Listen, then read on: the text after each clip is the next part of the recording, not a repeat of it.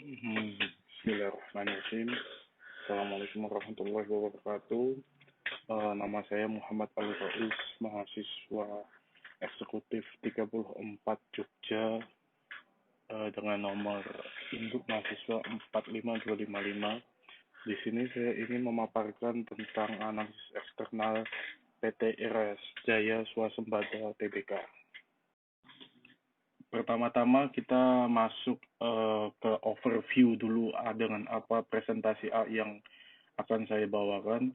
Yang pertama, isi yang ada di presentasi ini antara lain adalah pendahuluan, kemudian company profile, dan dilanjut dengan produk dan logo perusahaan, kemudian analisis lingkungan ekonomi, dilanjut dengan analisis demografi, analisis hukum domestik, analisis hukum internasional, analisis lingkungan pemerintahan, analisis lingkungan politik, analisis lingkungan budaya, sosial budaya, analisis lingkungan alam, dan kemudian yang terakhir adalah analisis lingkungan teknologi. Setelah itu masuk ke bab berikutnya, yaitu adalah kesimpulan. Saya mulai dari pendahuluan terlebih dahulu, Bapak. Pada tahun 2020 ini merupakan tahun yang berat nih bagi perekonomian global, di mana pandemi COVID-19 ini menyerang hampir seluruh negara di dunia. Hal itu menyebabkan pemerintah harus menurunkan atau membatasi aktivitas warganya. Termasuk di situ adalah aktivitas perekonomian, di mana hal itu akan menyebabkan menurunnya aktivitas konsumsi dan investasi. Penurunan aktivitas konsumsi ditandai dengan pelemahan permintaan global mengenai beberapa komoditas. Kemudian hal tersebut menyebabkan beberapa sektor industri mengalami permasalahan dalam daya beli. Pertumbuhan ekonomi global tahun 2020 diproyeksikan akan mengalami kontraksi, bahkan bisa mengalami resesi. Hal tersebut tercermin dari data IMF pada di samping ini, Bapak. Berdasarkan informasi tersebut, pertumbuhan ekonomi global pada tahun 2020 diproyeksikan minus 4,4. Nilai proyeksi tersebut 4,4%. Nilai proyeksi tersebut lebih buruk dibandingkan dengan pertumbuhan ekonomi global pada tahun 2019 yang bernilai 2,8% year on year. Sedangkan proyeksi ekonomi global tahun 2021 diproyeksikan akan bertumbuh 5,2%. Lanjut pada company profile, PT Era Jaya Swasembada sendiri didirikan pada tahun 1996. Perusahaan ini bergerak dalam bidang retail, distribusi, dan value-added service, terutama dalam bidang teknologi pertelekomunikasian. Adapun visi dari perusahaan ini adalah menyediakan perangkat bergerak dan solusi untuk meningkatkan kualitas dan gaya hidup. Kemudian misi perusahaan ini adalah menjadi perusahaan terdepan di bidang distribusi dan retail yang memiliki akses langsung kepada konsumen dan pengecer serta terintegrasi yang menyediakan rangkaian lengkap perangkat bergerak dan solusi. Adapun nilai-nilai perusahaan yang dipegang erat oleh perusahaan ini adalah innovation, leadership, excellent customer service, agility, dan digital. Berikut produk dan nama perusahaan anak perusahaan dari PT Era Jaya Swasembada beserta logonya. Yang pertama ada logo PT Era Jaya Swasembada sendiri, kemudian yang kedua adalah PT Data Citra Mandiri yang kita kenal sebagai iBox, sebagai authorized premium reseller di Indonesia untuk produk Apple. Kemudian yang ketiga ada PT Erafone Arta Retailindo, di mana biasa kita ketemui di mall-mall, menjajakan handphone berbagai merek. Kemudian yang keempat ada erafone.com.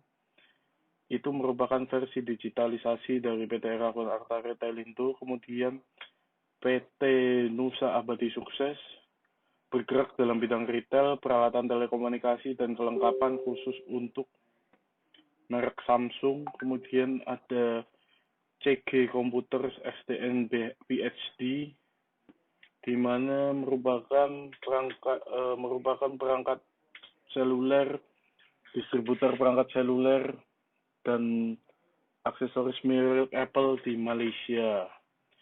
Kemudian ada PT Mitra Internasional, di mana merupakan retail bidang retail peralatan telekomunikasi dan kelengkapan khusus untuk produk Xiaomi, dan yang terakhir adalah PT Urban Republic, di mana perusahaan ini memasarkan wearable devices, apps control device, serta lifestyle gadget untuk smart home dan lain-lain yang ada di Indonesia. Selanjutnya dalam bidang distribusi ada PT Jagat Utama Lestari yang bergerak dalam distribusi rokok elektrik merek Joule.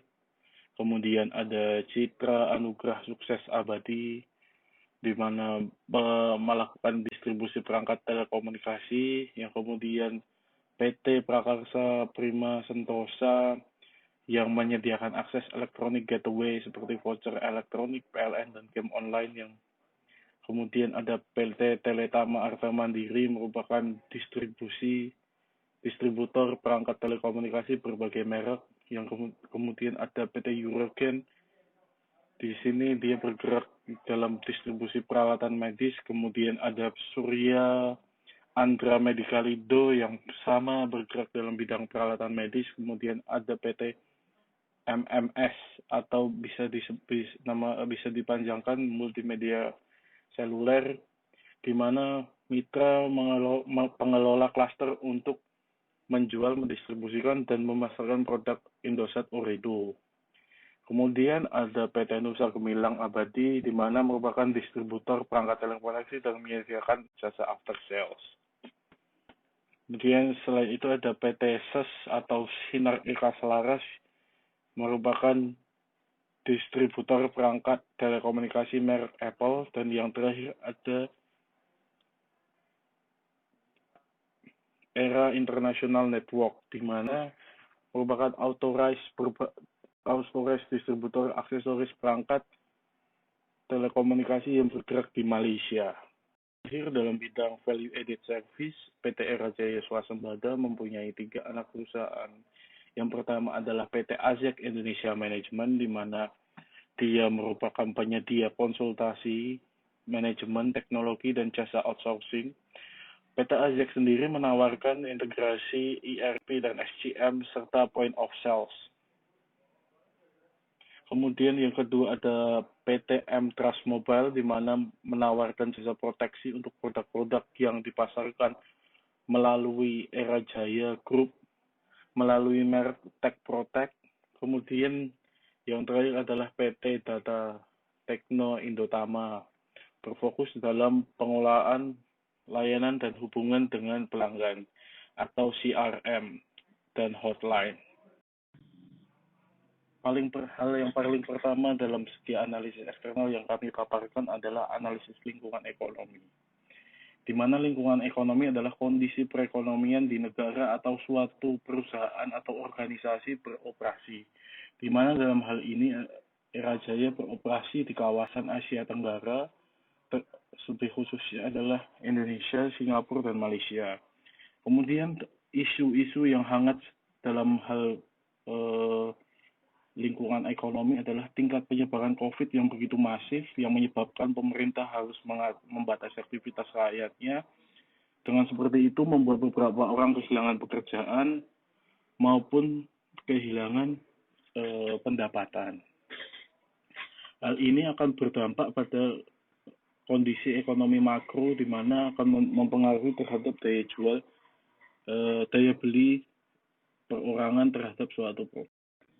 Akan tetapi ada peluang dari dalam sisi analisis lingkungan ekonomi adalah pertumbuhan pengguna ponsel pintar dari tahun ke tahun yang semakin menanjak, di mana Indonesia diuntungkan dengan besarnya populasi yang mencatat sampai 255 juta jiwa.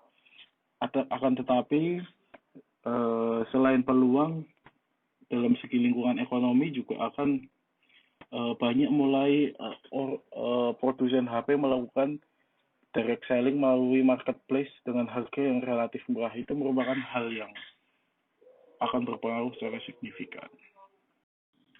Lanjut dari segi demografi, Demografi sendiri adalah studi kependudukan manusia menyangkut ukuran, kepadatan, lokasi, usia, jenis kelamin, ras, lapangan kerja, dan data statistik lain. Kemudian isu yang sedang berkembang dalam segi demografi adalah saat ini Indonesia memasuki era bonus demografi, yakni jumlah penduduk usia produktif lebih banyak dibanding usia non-produktif. Jadi bisa dilihat pada tabel berikut ini. Dalam segi demografi, Indonesia juga memiliki peluang yang sangat besar. Indonesia mendapatkan bonus demografi di mana usia produktif itu lebih tinggi itu merupakan hal yang bisa dijadikan suatu peluang karena di mana usia-usia produktif itu sekarang sudah mulai tergantung dengan teknologi dan telekomunikasi, dan ini merupakan core bisnis dari PT Raja Swasembada. Akan tetapi ada juga ancaman dari segi demografi ini, di mana usia produktif itu semakin sensitif terhadap suatu harga.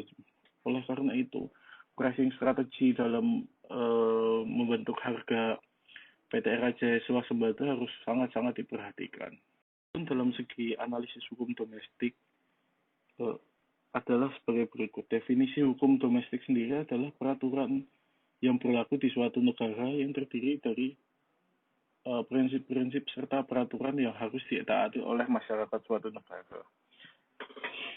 Sedangkan isu yang sedang berkembang pada saat ini adalah pada masa pemerintahan Presiden Joko Widodo, pemerintah membentuk paket-paket kebijakan untuk memangkas izin, prosedur, waktu, biaya, dan untuk kemudahan usaha, di mana hal ini akan mempermudah perusahaan seperti Era Jaya yang harus terus berubah dan terus berinovasi untuk melakukan ekspansi bisnis dan membuka suatu bisnis yang baru. Akan tetapi dengan diberlakukannya UU Cipta Kerja akan mendapatkan banyak perlawanan dari kaum buruh, di mana kaum buruh merasa bahwa mereka dizolimi karena aturan yang masih simpang siur tersebut. Hal ini akan mempengaruhi performa para kaum buruh dalam waktu yang pendek. Dalam segi hukum internasional, definisi hukum internasional sendiri adalah tata tertib yang mengatur koordinasi atau hubungan antar anggota masyarakat secara internasional. Sedangkan isu yang sedang berkembang pada saat ini adalah perang dagang Amerika Serikat dan Tiongkok yang dimulai oleh Presiden Donald Trump pada Maret 2018 yang berkehendak untuk mengenakan biaya masuk sebesar 50 miliar US dollar untuk barang-barang Tiongkok di bawah pasal 301 Undang-Undang Amerika Serikat. Hal ini menjadikan peluang Indonesia untuk menarik investor dari kedua negara tersebut. Akan tetapi dalam ancamannya adalah yang bisa mengancam perusahaan ini adalah peraturan tersebut, perang dagang tersebut mengharuskan Huawei mendapatkan hukuman dari pemerintah Amerika berupa pemutusan hubungan kerjasama. Hal ini tidak menampik dengan merek-merek lain besutan dari Cina, di mana barang itu merupakan salah satu barang dagangan dari PT Raja Swasembada ini. Dalam analisis lingkungan pemerintahan, kita bisa lihat mulai dari definisi dulu adalah pemerintah adalah semua aparatur negara, yakni meliputi badan eksekutif, legislatif, serta yudikatif yang memiliki tugas untuk mengatur serta mengamankan serta melaksanakan sistem pemerintahan. Sedangkan isu yang sedang berkembang akhir-akhir ini adalah integrasi antara Kementerian Perdagangan, Kementerian Perindustrian, dan Kementerian Informasi dan Telekomunikasi untuk menerbitkan aturan pemblokiran ponsel, email ponsel yang berasal dari luar negeri yang tidak terdaftar di database Kemenparin. Hal ini menciptakan peluang yang sangat besar untuk PT Era Jaya Swasembada, di mana PT Era Jaya Swasembada merupakan perusahaan yang memegang berbagai merek di Indonesia dan terdaftar secara legal untuk melakukan impor barang tersebut. Akan tetapi, hal ini merupakan eh, bisa menjadi pisau mata dua bagi si Era Jaya Swasembada ini. Karena dengan hanya satu perusahaan yang melakukan impor ini akan berpotensi untuk meningkatnya beban pajak yang dibebankan oleh PT Eka Jaya Swasembada ini. Selanjutnya, dalam segi analisis sosial budaya sendiri adalah lingkungan antar manusia yang meliputi pola-pola hubungan sosial serta kaidah pendukungnya yang berlaku dalam suatu lingkungan spasial yang ruang lingkupnya ditentukan oleh keberlakuan pola-pola hubungan sosial, termasuk perilaku manusia di dalamnya, oleh tingkat rasa integrasi mereka yang berada di dalamnya.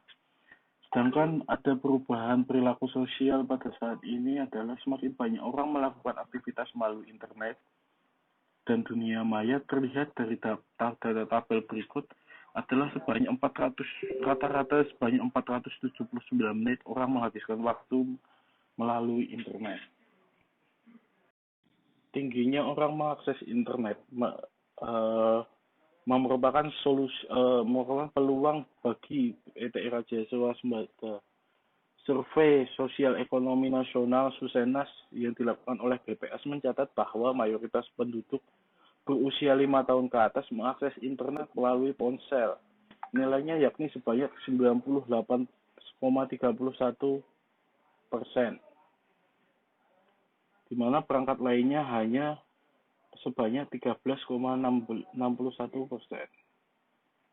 Kemudian kemudian ancaman yang bisa ditakutkan adalah semakin berkembangnya suatu teknologi, maka akan semakin cepat teknologi itu mencapai puncak dan menurun, sehingga orang sudah mulai tidak terlalu antusias terhadap perkembangan teknologi dan hanya mau membeli suatu produk ketika ada perkembangan yang signifikan. Dalam segi lingkungan alam, definisi lingkungan alam sendiri adalah kesatuan ruang dengan semua benda dan elemennya termasuk manusia dan perilakunya, di mana di situ ada ekologi, di mana ada tumbuhan, tanah, pohon dan lain-lain, yang hewan dan yang berhak hidup di dalamnya. Dalam isu yang sedang sangat berkembang pada saat ini adalah volume sampah elektronik yang terus menggunung. Menurut data Perserikatan PBB, Perserikatan Bangsa-Bangsa, volume sampah elektronik meningkat 3-4% per tahun. Diprediksi akan mencapai 120 juta ton pada tahun 2050.